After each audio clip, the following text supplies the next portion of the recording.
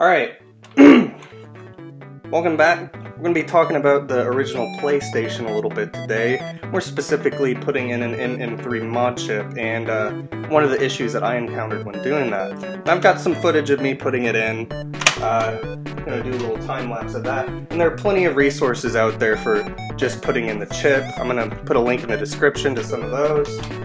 But mainly I want to cover a problem that I had where my original games would work fine, but you put in a backup and it would either skip, freeze, or not load at all. And it's actually a pretty easy fix, and so let's just go over it.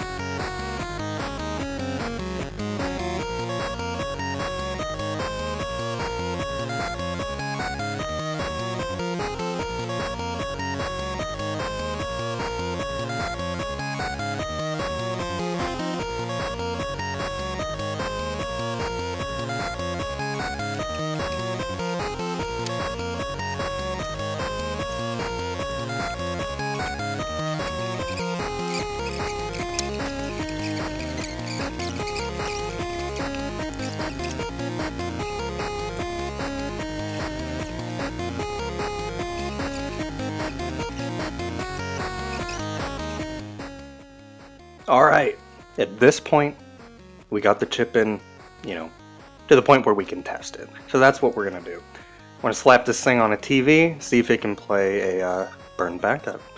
And it does, kind of, and that was the problem. So I figured I'd, go ahead and finish up, clean up my wiring, put the chip in its final place, and see if I can figure out the problem with the laser, because I bet you I know what's going on.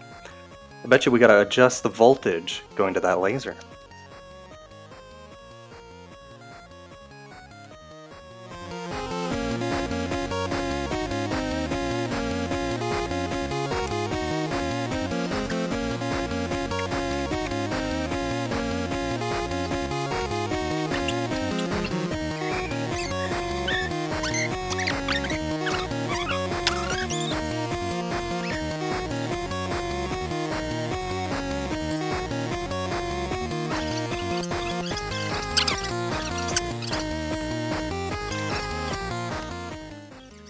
Alright, now at this point I'm actually going to take the laser assembly off and show you adjusting the resistance on this pot, which controls how much voltage goes through to the laser.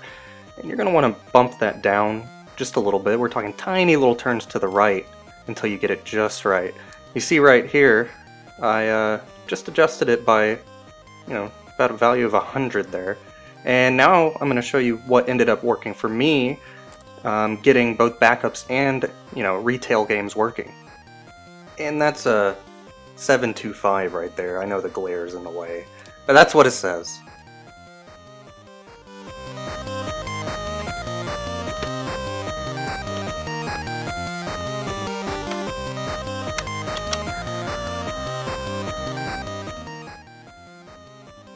Doom, which, in this case, is a backup, as you can see. So now we'll just go ahead and throw in a retail game there and show that they both are working now at this point.